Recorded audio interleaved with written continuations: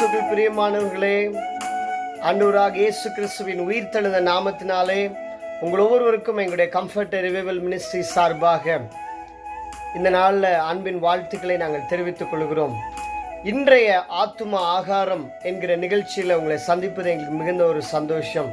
நம்முடைய சரீரத்துக்கு எவ்வளோ நமக்கு ஆகாரம் முக்கியமோ அதே போல் நம்முடைய ஆவிக்குரிய வாழ்க்கையில் நாம் வளருவதற்கும் ஆண்டுடைய ஆவிக்குரிய ஆகாரம் நமக்கு மிகவும் அவசியமாக இருக்கிறது. அன்றைக்கு ஆண்டவர் பகலில் ஆண்டுடைய பிள்ளைகளுக்கு மன்னா மூலமாய் ஆண்டவர் போஷித்தார். இன்றைக்கு அவருடைய பரலோக மன்னாவினால் நம்மை போஷிக்க இந்த நாளில் வந்திருக்கிறார். எல்லாரும் சந்தோஷமாக இருக்கீங்களா? எங்கே சந்தோஷமாக இருக்கிறது? எங்கே பார்த்தாலும் ஒரே துக்கம், ஒரே துயரமாக இருக்குது, என்னுடைய வாழ்க்கையில் சந்தோஷமே இல்லைன்னு சொல்லி வந்திருக்கிறீங்களா? இன்றைக்கு ஆண்டவர் அதற்காக தான் உங்களுக்கு ஒரு வசனத்தை சொல்ல ஆண்டவர் என்னை அனுப்பியிருக்கிறார். சங்கீதம் 16வது அதிகாரம் 11வது வசனத்தில் தேவனுடைய வசனம் இப்படியாக சொல்கிறது: உம்முடைய சமூகத்திலே பரிபூர்ண ஆனந்தமும் உம்முடைய வலது பார்சத்திலே நித்திய பேரின்பமும் உண்டு. ஹல்லேலூயா. இன்றைக்கு ஒரு பரிபூர்ண சந்தோஷமும் மகிழ்ச்சியும் உங்களுக்கு தேவை, அப்படிதானே? ஒரு பரிபூர்ண சமாதானம் உங்களுக்கு தேவை. அது எங்கே கிடைக்கும் அப்படின்னு சொல்லி பார்த்தீங்கன்னா, அது எங்கேயுமே கிடைக்காது. அந்த பரிபூர்ண சமாதானமும் மகிழ்ச்சியும் அவருடைய சமூகத்திலே மாத்திரமே இருக்கிறது என்று சொல்லி ஆண்டவர் திருவுளம் பற்றுகிறார். அதனால தான் தாவீது சொல்கிறார், உம்முடைய சமூகத்திலே பரிபூர்ண ஆனந்தம் உண்டு, உம்முடைய வலது பார்சத்திலே நித்திய பேரின்பம் உண்டு. In your presence there is a fullness of joy, at your right hand are pleasures forevermore. அந்த நித்திய பேரின்பமும் அந்த நித்திய மகிழ்ச்சியும் ஒரு நாளைக்கு மாத்திரமல்ல, எப்போதும் அது இருக்கும். அந்த பரிபூர்ண ஆனந்தம் எங்கே நமக்கு கிடைக்கிறது? அவருடைய சமூகத்தில். இன்றைக்கு கூட நான் அவருடைய உயிர்த்தெழுந்த நாளில் தேவனுடைய ஆலயத்துக்கு நம்ம எல்லாம் போக போகிறோம். அப்போ அந்த தேவனுடைய ஆலயத்துக்கு சென்று நம்ம கர்த்தரை ஆராதிக்கும் போது, அங்கே நம்ம இயேசு மகாராஜாவை சந்திக்கும் போது, அங்கே நமக்கு பரிபூர்ண ஆனந்தத்தை கர்த்தர் நமக்கு கொடுக்கிறவராக இருக்கிறார். பழைய ஏற்பாட்டில் கூட ஒரு அருமையான சம்பவத்தை நீங்கள் எல்லாருமே அறிந்திருப்பீங்க. 1 சாமுவேலுக்கு எழுதின அருமையான தீர்க்க தரிசன புஸ்தகத்தில் அன்னாள் என்கிற ஒரு அருமையான சகோதரி இருக்கிறத நம்ம பார்க்கிறோம்.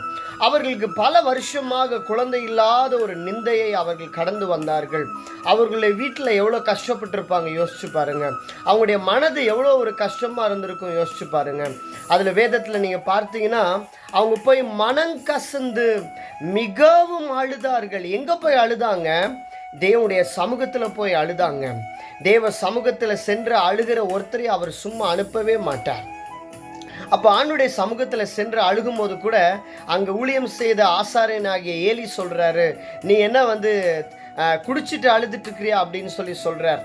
அப்போ அவங்க சொல்கிறாங்க, இல்லை, நான் மனக்லேசம் உள்ள சகோதரி, மனக்லேசம் உள்ள ஸ்திரீ, தேவனுடைய சந்நிதியிலே நான் என்னுடைய இருதயத்தை ஊற்றிவிட்டேன் அப்படின்னு சொன்னாங்க. தேவ சமூகத்தில் யாரெல்லாம் கண்ணீர் வடிக்கிறாங்களோ நிச்சயமாகவே அதற்கு பலன் உண்டு. உங்களுடைய கண்ணீரை ஆண்டவர் துருத்தியில் அவர் சேர்த்து வைக்கிற ஒரு வல்லமை உள்ள தேவனாக இருக்கிறார். அப்போ ஏலி மூலமாக கர்த்தர் சொல்கிறாரு, நீ சமாதானத்தோட போ, நீ இஸ்ரவேலின் தேவனாகிய கர்த்தருடைய சமூகத்தில் கேட்ட விண்ணப்பத்தின்படியே உனக்கு கட்டளையிடுவாராக. நீங்களும் இன்றைக்கு தேவ சமூகத்தில் சென்று உங்களுடைய கண்ணீரை அங்கே செலுத்துங்க.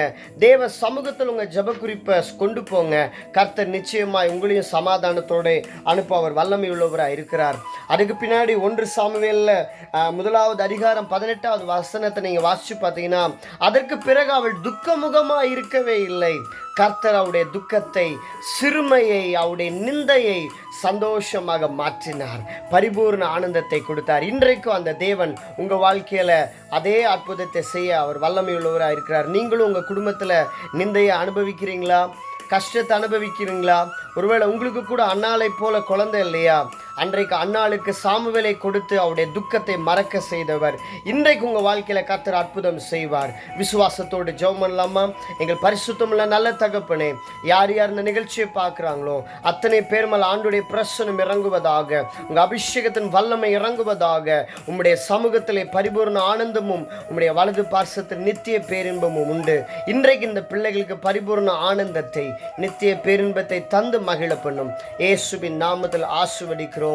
ஆமென், ஆமென், ஆமென். மீண்டும் நாளை சந்திப்போம். God bless you. God bless you.